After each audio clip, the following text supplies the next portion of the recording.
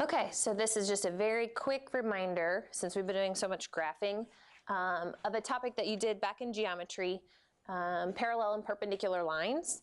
If you remember from geometry, parallel lines are when you have two lines that never intersect, versus perpendicular lines. That's when you have lines that do intersect, but they must intersect to form a right angle. So that's the geometry when we look at a picture. Today, though, I want you to think the algebra side. If I give you two equations, do you remember how to determine if they are parallel, perpendicular, or maybe they're just neither? So what you need to remember about the algebra side is perpendicular lines have same slopes. For example, if I have a line, I'm going to write two lines here. I'm just going to make them up.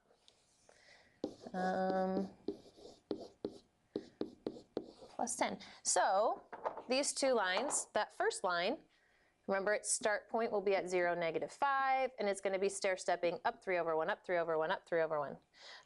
Whereas the second one is starting at 0, 10, but it's also stepping up 3 over 1, up 3 over 1, up 3 over 1. So despite the fact that they may start at different places on the y-axis, they should both have the same stair step. 3 over 1, although that's totally a bad picture. But same stair step each time. So if they're stepping the same, they're never going to intersect if they start at different points. For perpendicular, if you remember, the slopes of perpendicular lines are, and we use two words, opposite reciprocals.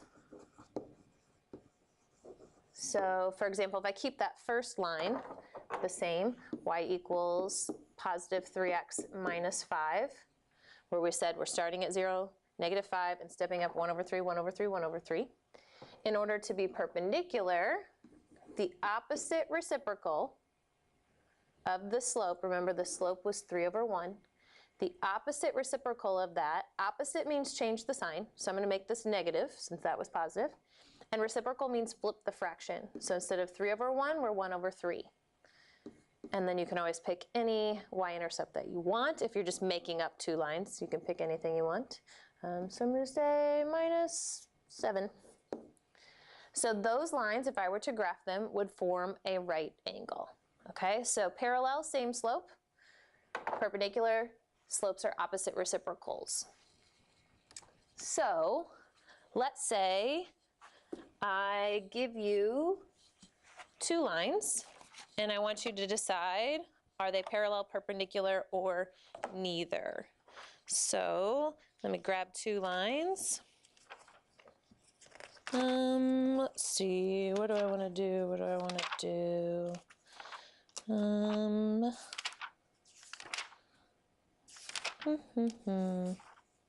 So I'll just make it up on the fly. Let's say we have 2x plus y equals 8. And then separately from that, we have 3x minus 6y equals 24. Okay, so and I want to know, if I were to graph these lines, would they show up to be parallel? Would they show up to be perpendicular? Or maybe they're just nothing. Maybe they cross, but they're not doing anything special. Okay, but I don't want you to actually graph them to see. So we're going to have to rearrange these equations so we can focus on their slopes. And we can't do that unless we get y by itself, which you guys have been doing in the past to graph. So remember, in this first one, in order to get y by itself, the 2x needs to move sides. So we've got, we've got y equals -2x and a positive 8. And then, let's see, the second one, if I want to rearrange it, I'd have to subtract the 3x. So then I'd have -6y equals -3x, positive 24. Then divide by the -6. So finally, I'd have y equals Let's see, negative 3 over negative 6 is a positive 1/2 x, and then 24 divided by negative 6 is negative 4. All right, now we can actually, remember our whole goal was to compare slopes.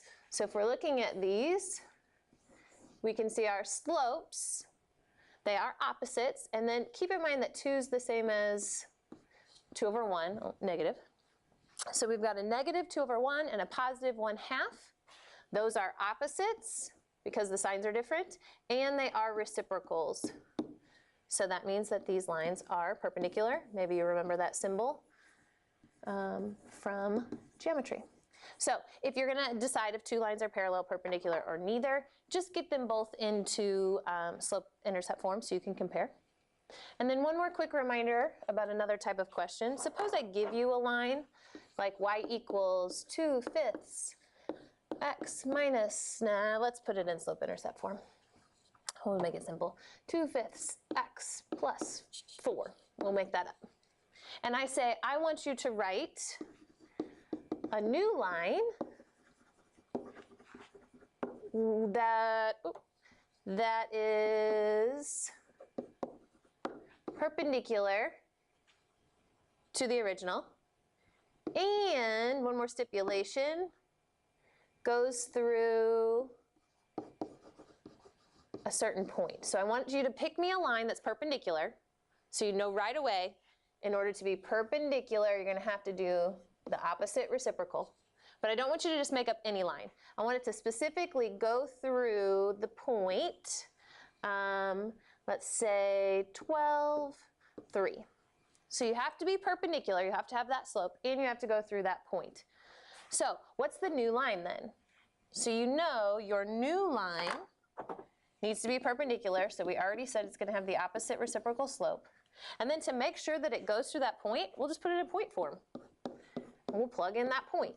Now I know that I'm going through that line and I have I'm going through that point and I have the opposite reciprocal slope. And if you remember, if the directions say put it in slope-intercept form, remember this is point form. If the directions say to put it in slope-intercept, I'll just call that SI form, then you'd have to distribute this guy out, which would be quick. We would have y equals negative 5/2 x. Let's see, negative 5/2 times negative 12 will be positive 12. Divided by 2 would be 6 times 5 would be 30. And then plus our 3. And then we combine those like constants. There we go. So we've got a new line that is perpendicular and it goes through the point 12, 3. So if we plugged in 12 for x, we should get out 3 for y. And that's how you could check to see if you're right. So that's just a quick review of parallel and perpendicular, remembering that you have to have same slopes for parallel and opposite reciprocal slopes for perpendicular.